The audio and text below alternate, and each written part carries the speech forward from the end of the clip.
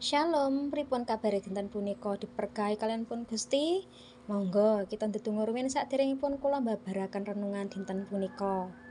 Gusti Allah Rama ingkang wonten ing swarga kawula matur nuwun sanget awit saking kasayan panjenengan ingkang boten nate pedhot wonten ing gesang kawula. Gusti dinten punika kawula badhe sesarengan sinau firman panjenengan lumantar renungan rohani.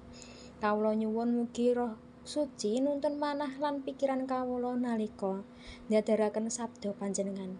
Mugi-mugi firman menika saged gampil dipun tampi lan dipun lampahi wonten ing gesang padintenan. Mugi Gusti ugi bilih berkah dhateng sedaya para sedherek ingkang mirengaken supados manah kawula sedaya saged kabuka lan nampi wiji firman panjenengan kanthi bunga. Kawula pasrahaken wedal menika namung wonten ing asma dalem Gusti Yesus Kristus kawula ndedonga. Amin. Irah-irahan judul renungan dinten punika nemtokaken pilihan manah kapendhet saking Yusak utawi Yosua 21 ayat 11 mekaten, nanging manawa panimbangamu ora prayoga ngabekti marang Pangeran Yehuwa mara ing dina iki kowe padha milya sapa kang arep kok bekteni, apa Allah kok kang dibekteni para luhurmu ana ing sebrange bengawan Efrat, apa alahe wong Amori kang nagarane padha kok enggone iki, nanging mungguh ing aku lan sakeluargaku iki aku bakal padha ngabekti marang Pangeran Yehuwa. Saben dinten kita tansah dihadhepaken dumateng maneka warni pilihan. Mulai saking perkawis ingkang sepele nganti perkawis ageng ing sajroning gesang. Kayekten pakaryan keluarga lan kapitayan.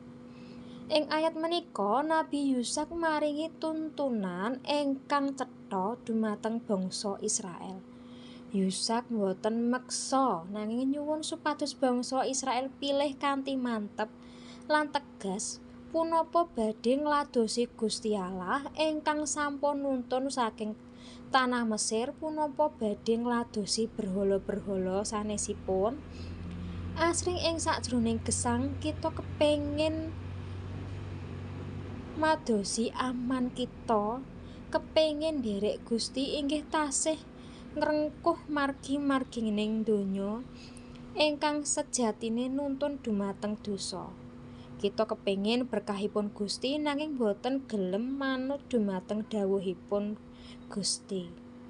Yusak utawi Yosua mangertos bilih ngaladi lan ngladosi Gusti menika mbutuhaken komitmen ingkang boten saged separo-separo. Pramila panjenenganipun maringi tulodo ingkang nyata lumantar dawuhipun. Nanging kula lan keluarga kula sedaya badhe ngladosi Yehuwa. Panyartanipun Yusak menika nuduhaken kategasan sikap minangka pangrasa ingkang tunulat. Yusak boten ngantos tiyang sanes milih rumiyin.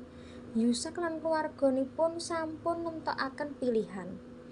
Gusti Yehuwa ingkang dados setunggal Gusti ingkang diabekteni. Pilihan menika ugi katuntun dumateng kita ing dinten punika. Setunggal pilihan ing sajroning keluarga. Punapa keluarga kita sampun dados papan ingkang luhuraken asmanipun Gusti? Napa dereng? Ingkang kaping kalih pilihan ing tumindak saben dinten. Nalika diadepaken dumateng godha tumindak ala utawi kejujuran, sinten ingkang dados Gusti ing manah kita? Milih ngladosi Gusti punika adhedhasar sanes pilihan ingkang namung ditindakaken sepisan nalika kita dipun baptis utawi pitados nanging dados pilihan saben dinten. Saben enjing nalika tangi turu kita saged milih dinten punika kula badhe gesang manut kersanipun Gusti punapa manut kepinginane kula piyambak. Mugi kita saged gadah ketegasan manahipun kados Yusak ing tengahipun donya ingkang kebak godha. Mugi kita katetepaken ing kaagungan kekandelan kangge ngendika kula lan keluarga kawula badhe terus ngladosi lan manut dumateng Gusti Yehuwa.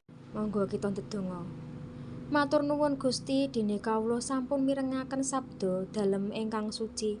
Sabda menika sampun nggugah manah kawula supados saged dados pribadi ingkang langkung sae. Kawula nyuwun kekiyatan saking Roh Suci supados menapa ingkang sampun kawula rungu boten namung mandheg wonten ing talingan, nanging saged kawula tindakaken ing gesang sedinten-dinten. Mugi berkah dalem tansah nunggil dumateng kawula sedaya ingkang badhe nglanjutaken ayahan utawi makarya utawi istirahat. Sedaya donga menika kawula aturaken dumateng panjenengan. Amin. Mugi Gusti Allah tansah paring kekuatan, kawicaksanan lan kateneman dumateng panjenengan sakeluarga.